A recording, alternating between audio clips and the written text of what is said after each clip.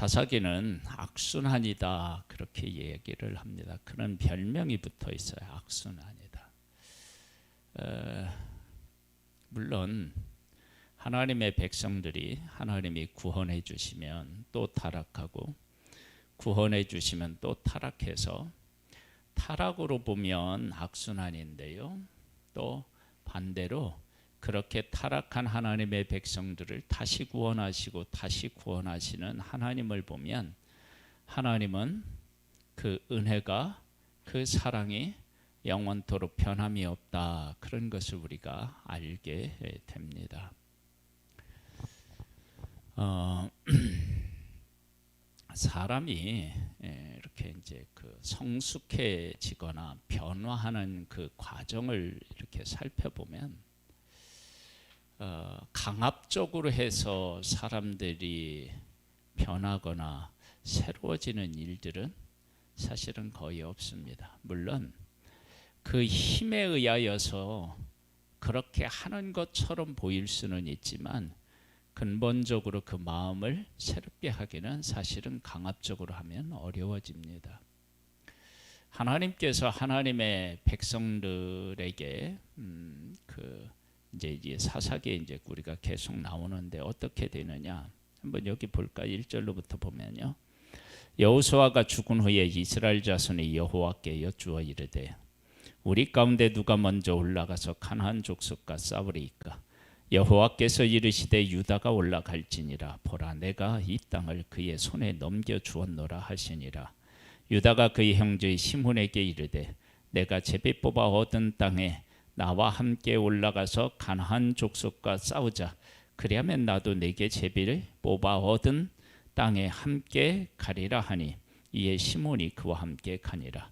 유다가 올라가매 여호와께서 가나안 족속과 브리스 족속을 그들의 손에 넘겨주시니 그들이 베색에서 10,000명을 죽이고 또 베색에서 아도니 베색을 만나 그와 싸워서 가나안 족속과 브리스 족속을 죽이니 아도니 베색이 도망하는지라 그를 쫓아가서 잡아 그의 엄지 손가락과 엄지 발가락을 자르매 아도니 베색이 이르되 옛적에 70명의 왕들이 그들의 엄지 손가락과 엄지 발가락이 잘리고 내 상 아래에서 먹은 것을 줍더니 하나님이 내가 행한 대로 내게 갚으심이로다 하니라.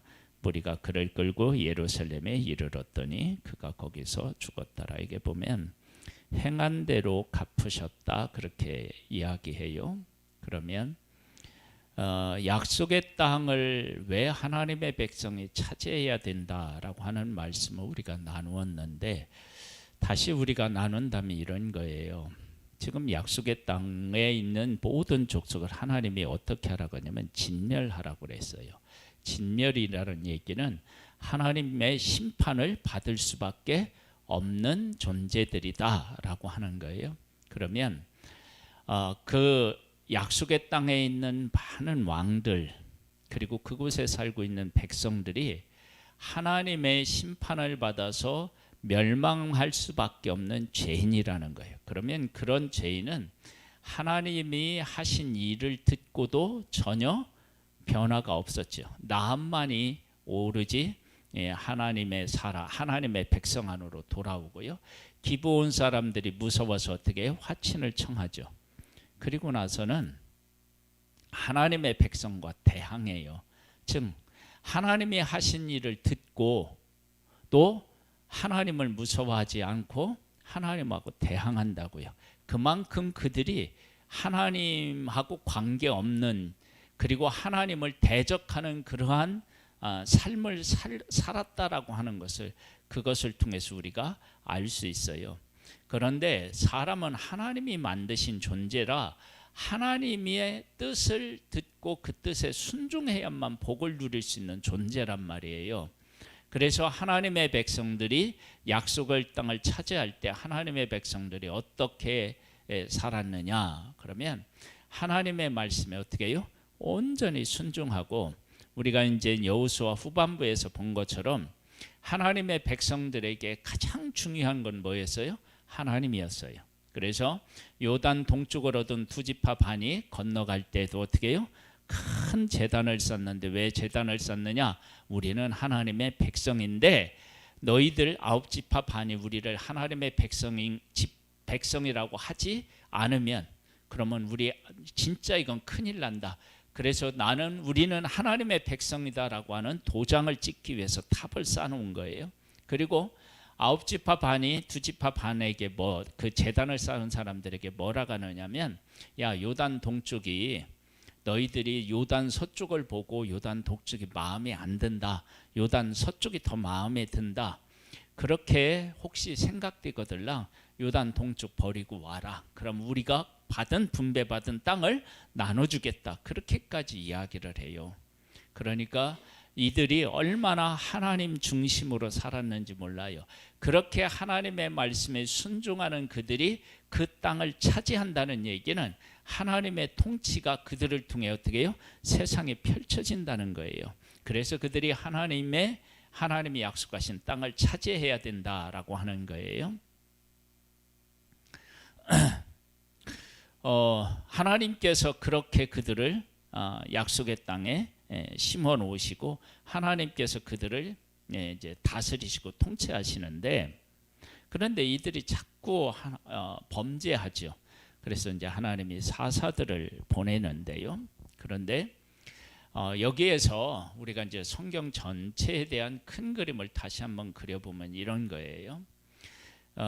우리가 여호수아서를 이렇게 이제 보면은 이런 내용이 나오잖아요. 어디에 나오느냐 그러면은요, 24장에 보면 하나님이 아브람을 부를 때 아브람의 가족은 어떤 가정이었다고요? 우상을 섬기는 가정이었대요. 그러니까 우상을 섬기는 가정에서 태어나서 자란 아브라함을 불러서 하나님을 경외하는 자로 만드는 거예요. 그러면 이건 어떤 의미를 담고 있느냐 그러면, 우상을 섬기는 사람일지라도 하나님께서는 그를 부르셔서 하나님을 섬기는 자로 어떻게 해요? 만드신다라고 하는 의미가 담겨져 있잖아요. 그러면 이렇게 아브라함을 불렀고 아브라함을 부름 속에는 그런 의미가 담겨져 있다면, 사사기에 와서 하나님의 백성들이 하나님을 떠나고 우상을 섬겼어요. 아브라함은 우상을 섬기는 가정에서 부름을 받았어요. 지금 약속의 땅에 온 하나님의 백성들이 하나님을 떠나서 우상을 섬겨요. 그러면 그 우상을 섬기는 하나님의 백성을 버리실까? 만약에 우상을 섬기는 하나님의 백성을 버리신다라고 하면 우상을 섬기던 아브라함을 불렀을 리가 없죠.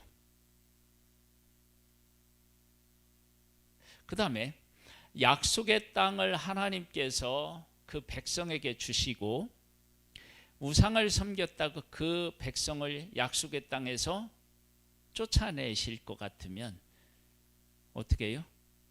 차라리 그쪽으로 그렇게 인도하는데 그 많은 세월과 많은 사람을 죽이실 필요가 사실 없다고 할 수 있죠. 그러면 하나님께서는 아브라함을 불러서 우상을 섬기는 가정에서 태어난 아브라함을 불러서 하나님께서 언약을 하셨고 그 후손을 하나님이 선택하셨다라고 하는 것은, 그리고 약속의 땅을 주기로 하나님이 하셨다라고 한다는 것은, 이스라엘 백성들이 우상을 섬겨도 그 땅에서 하나님 앞에 범죄해도 하나님은 어떻게 해요? 여전히 하나님의 언약을 가지고 그들을 이끌어 가실 것이라고 하는 것을 알 수 있어요. 우리도 마찬가지입니다. 우리에게는 뭐라고 말씀하셨느냐면, 자기 아들을 아끼지 아니하시고 우리 모든 사람들을 위하여 내어주신 이가 어찌 그 아들과 함께 우리에게 어떻게 해요? 은사를 주시지 않겠느냐, 그렇게 이야기를 하고 있거든요. 그러니까 예수 그리스도를 주신 하나님은 우리에게 아끼는 것이 하나도 없다는 것을 우리에게 말씀해 주고 있어요. 그렇다면 이 사사기를 우리가 이제 계속 이제 나갈 텐데, 연말 연시 뭐 이렇게 해서 이제 쭉 나가는데요. 지난번에도 이렇게 나갔던 것 같은 느낌이 들어요. 연말 연시는 좀 소망적인 얘기를 해야 되는데 너무 절망적이고 악순환적인 것들을 가지고 다룬다 그러는데, 사실은 이스라엘 백성들에게는 악순환이지만 하나님 편에서 보면 어떻게 해요? 변함없는 은혜와 사랑을 그들에게 풍성히 지금 베풀고 계시는 거예요. 왜냐하면 이들이 범죄했을 때 하나님 앞에 부르짖게 만들고요, 그 부르짖을 때 하나님이 응답하셔서 사사를 보내주시는 일을 계속하셔요. 그리고 하나님이 얼마나 큰 은혜를 베풀어 주셨느냐 그러면, 사사들이 딱 등장을 해서 전쟁에서 승리하면 보통 뭐 18년도 그렇고 막 40년도 그렇고 80년도 그렇고 이렇게 평화로운 그 시간들이 한 번 싸워가지고 뭐 이렇게 막 이겨서 사다가 통치하는 그 시대에 그런 엄청난 은혜들을 베풀어 주셔요. 그러면 막 80년이 태평했다, 40년이 태평했다, 평안했다. 그러면 그 기간 동안에 사실은 전쟁이 없이 잘 지냈으면 또 뭐예요? 하나님을 또 잊는 거예요. 그러면 이웃의 족속들이 일어나서 이스라엘을 괴롭히고 또 있는 것을 다 빼앗아 갖고 곤고에 처하게 되면 하나님의 백성이 또다시 부르짖어요. 그럼 하나님이 구원하셔요. 참 사람이 죄인이라고 하는 사실이 어디에서 드러나느냐 그러면, 이 전쟁과 같은 그러한 특별한 어떤 일들을 경험해야만 누구를 의지하고 누구를 찾느냐, 하나님을 의지하고 하나님을 찾는다는 거예요. 그러면 평상시에 하나님께서 우리에게 베풀어 주는 은혜는 차고 넘치는데 그때는 하나님에 대한 인식을 제대로 못한다는 거예요. 여러분, 평안해지면 하나님을 잘 찾을 수 있을 것 같은데 평안할 때 하나님을 제대로 사실 못 찾아요. 왜냐하면 하나님을 찾을 일이 별로 없는 거예요. 그런데 하나님을 찾을 일이 별로 없다고 생각하는 그 시간이 하나님의 은혜가 어떻게 해요? 우리에게 차고 넘쳐서 그런 거라고. 근데 그걸 못 봐요, 우리들이. 그래서 하나님의 백성들이 하나님의 말씀대로 제대로 살지 못하고 하나님을 이렇게 떠나, 그러면 하나님이 전쟁이라고 하는 것들을 통해서 이스라엘 백성들이 이방인의 종이 되고요. 그렇게 종이 되고 나면 너무 고통스러운 거야. 그러니까 하나님의 지배를 받을 때는 평안했는데, 근데 이방인의 지배를 받으면 너무 고통스러우니까 하나님 앞에 부르짖으면 하나님이 다시 구원해 주시고 다시 구원해 주셔요. 그러면서 하나님께서 뭐냐면, 내 통치를 받는 것과 사람 내 통치를 받는 것을 한번 잘 생각해 봐라. 무엇이 더 평안하고 무엇이 더 복된지를 한번 깨달아 알아보라. 그렇게 하나님께서 계속 그 백성들에게 말씀을 하시는데, 나중에 보면 사사시대가 지나고 나면 하나님의 백성들이 뭐라고 얘기를 해요? 우리도 이방인처럼 왕을 세워달라고 그래요.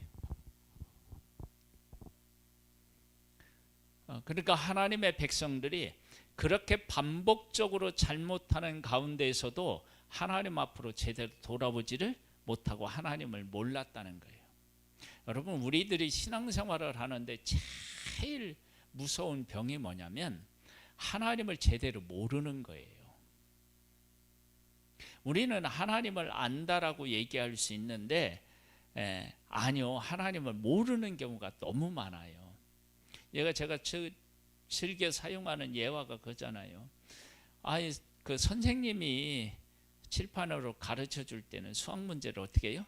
안 것처럼 느껴지고 이해한 것처럼 느껴지는데 집에 가서 나 혼자 풀려고 하면 못 풀어요. 그러면 그건 내가 이해를 못했다는 거예요.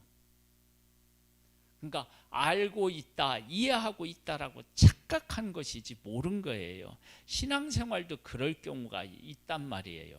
그런 경우들이 얼마든지 있을 수 있어요. 그래서 내가 하나님 앞에서 정말 바르게 서서 하나님을 잘 경외하고 있는지를 어떻게 알 수 있느냐? 그러면 어떤 상황에 놓여 있든지 간에 하나님 중심으로 나의 삶을 풀어가고 있느냐, 이런 것을 보면 아는 거예요. 어떤 경우는요, 어려운 문제 있을 때만 하나님을 찾아요. 그리고 문제가 해결되면 어떻게 해요? 그 사람 어디 갔는지 몰라. 그러다가 또 문제가 생기면 어떻게 해요? 하나님 잘못했습니다. 그래서 전부여 의지옵소서 손 들고 옵니다 막 이러면서 와. 그리고 이제 또 문제가 해결되는 것 같으면 어떻게 해요? 점점 멀어지다가 또 가고 또 오고. 이런 경우들이 얼마든지 있어요. 그건 뭐냐면 그 문제를 만나서 그 문제를 해결되는 과정에서 하나님을 하나님으로 제대로 못 만난 거예요. 그게 못 만나요. 그렇게 못 만났는데 하나님을 만난 것처럼 착각하는 거예요. 그래서 지금 이스라엘 백성들이 사사가 일어나서 전쟁을 해서 이겨서 이스라엘 백성들이 이제 평안해져요.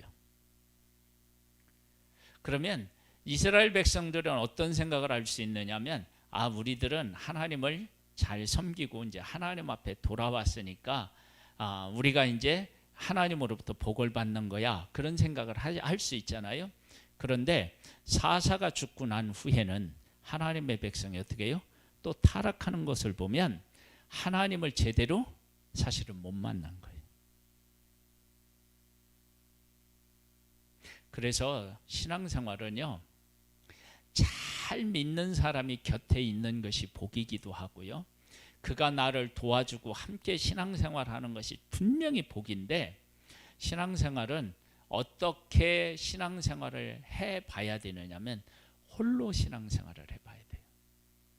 그러니까 목사가 전화하고 구역장이 전화하고 막 성도들이 찾아가서 무엇으로 막 섬기고 이렇게 해서 교회에 나와서 신앙생활하는 게 아니고, 나 홀로 하나님을 섬기는 그런 훈련을 해야만 돼요. 누가 뭐 어떤 것을 안 해준다 할지라도 하나님을 찾고 하나님 앞에 와서 기도하고 하나님의 뜻대로 애쓰는 그 홀로서기가 있어야 돼요. 그 홀로서기. 그 홀로서기를 하지 않고 누군가의 도움을 받고 그래서 어떤 문제를 해결한다든지 신앙생활을 유지해 나아가면 이스라엘 백성들이 사사들이 죽으면 타락해요. 그러면 하나님을 안 것이 아니라 누구를 의지하는 신앙생활이었느냐? 그러면 사사를 의지하는 신앙생활이었다는 거예요. 사사를. 그러니까 사사를 의지하니까 사사가 죽으면 어떻게 해요? 다시 타락하는 거예요. 만약에 하나님을 제대로 만났다 그러면 어떻게 해요? 사사가 죽든 살아있든 관계가 없죠. 내가 하나님을 바르게 섬길 수 있는 거예요. 그래서 이 사사기를 보면서 하나님의 백성이 계속적으로 반복해서 악을 행하는 것 같은데 그 이면에는 무엇이 강물처럼 흐르냐면 하나님의 은혜가 강물처럼 흘러요. 변함없는 하나님의 은혜가. 그래서 죄를 짓고 고통 가운데 있을 때 하나님 앞에 부르짖으면 하나님이 그 부르짖음을 듣고 어떻게 해요? 사사를 보내서요 그들을 구원해요. 그들이 또 평안해졌다가 사사가 죽으면 또 타락해요. 근데 하나님께서 그 부르짖는 소리를 듣고 또 어떻게 해요? 사사를 보내요. 그러니까 하나님은, 하나님의 은혜는 하나도 변함이 없다라고 하는 것을 우리에게 잘 보여주고 있어요. 우리가 하나님 앞에서 이렇게 살아가는 그런 은혜 때문에 그래요. 우리가 출애굽해서 광야를 통과할 때 하나님께서 이스라엘 백성들을 여러 모양으로 치셨잖아요. 그렇게 치셨는데 하나님이 무엇으로는 한 번도 이스라엘 백성을 괴롭히신 적이 없느냐면요, 구름 기둥과 불 기둥과 만나 이런 걸로 하나님의 백성을 뭐라 그럴까요? 고통스럽게 하신 적이 없어요. 그러니까 만나를 그들이 배반하고 불순종하는 그 순간에도 그 날에도 하나님 뭐를 주셔요? 만나 주셨고요. 그 순간에도 하나님은 어떻게 보호하셨냐면 구름 기둥과 불 기둥으로 보호하셨어요. 하나님의 백성이 안 들을 때마다, 말을 안 들으려고 할 때마다 구름 기둥을 싹 걷어가시면 어떻게 해요? 이스라엘 백성 죄 지을 수가 없어요. 근데 그 은혜가 항상 있는 거예요. 변함없이 구름 기둥과 불 기둥. 40년 동안 한 번도 이거 가지고 하나님께서 이스라엘 백성을 괴롭히신 적이 없어요. 그것은 뭐냐면 하나님의 은혜는 어떻게 해요? 항상 그들 가운데 함께 한다는 거예요.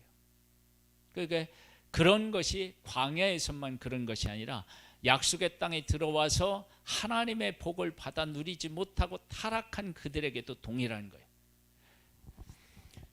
이런 은혜와 사랑이 예수 그리스도를 믿는 우리에게만 하나님이 주시는 게 아니라 이 세상 모든 사람에게 하나님이 주시기를 원하시는 거예요.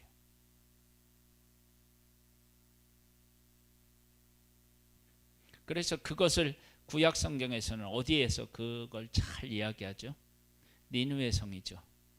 요나 선지자를 보내잖아요. 그렇죠? 그때 마지막에 하나님이 뭐라 그래요? 야, 너 박넝쿨 하루아침에 났다가 그렇게 시든 박넝쿨을 그렇게 아낀다면 이 니느웨 성은 짐승도 많고 선악을 분별하지 못하는 사람이 막 10만 명이 넘고 그러는데 이들을 내가 아끼지 아니하겠느냐, 그렇게 말씀하시죠. 그러면 지금 이 땅에는 얼마나 많은 사람들이 살고 있어요. 하나님은 그들을 아끼신다고요. 사랑하신다고요. 그래서 우리가 어떻게 해야 되느냐, 우리가 하나님의 말씀대로 살아서 하나님의 통치를 받는 것이 얼마나 복된 것인가라는 것을 사람들에게 보여주어서 하나님에게로 돌아오게 하는 통로로 우리가 사용되어져야 됩니다. 이제 사사들은 하나님께서 이스라엘 백성들을 다스리고 통치하고 계시다라고 하는 사실을 사사들을 통해서 이스라엘 백성들에게 어떻게 해요? 보여주었잖아요. 그러면 하나님의 백성들도 그와 같은 역할을 해야 되는데, 그러한 사명을 감당해야 되는데 그런 사명은 고사하고 자기들 신앙조차도 어떻게 해요? 지키기 버거웠던 거예요. 그러니까 우리도 마찬가지예요. 우리는 전 세계를 향하여 복음을 가지고 나아가야 할 자들인데 우리가 나 혼자의 신앙도 제대로 지키지 못하고 있으면 이게 어떻게 되겠습니까? 그래서 이 사사기를 통해서요, 우리의 연약한 것도 발견을 하고 하나님의 변함없으신 그 사랑과 은혜들을 깨달아 알고, 그래서 우리가 이제 그 하나님의 사랑과 은혜의 뿌리를 깊이 내려서 사람들에게 하나님의 사랑과 은혜 가운데 머물면 이렇게 복된 인생을 살아갈 수 있습니다 라고 하는 것을 보여주어서 그들도 하나님 앞에 나올 수 있도록 하는 귀한 일에 쓰임받는 우리들, 그런 우리들이 되어야 할 줄로 믿습니다. 이런 복을 받아 누리는 우리 모두가 되기를 소망합니다. 하나님 아버지 감사합니다. 우리를 사랑해 주셔서 감사합니다. 우리는 자꾸 죄를 향하여 나아가지만 하나님의 은혜와 사랑은 한 번도 변하신 적이 없으십니다.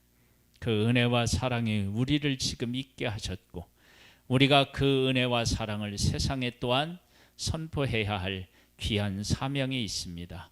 그 사명을 잘 감당하는 복된 삶이 되기를 소망합니다. 예수님의 이름으로 기도드립니다. 아멘.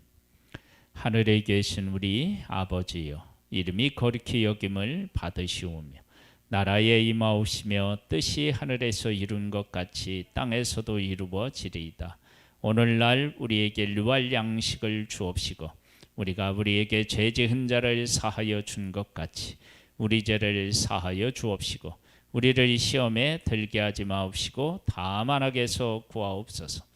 대개의 나라와 권세와 영광이 아버지께 영원히 있사옵나이다. 아멘.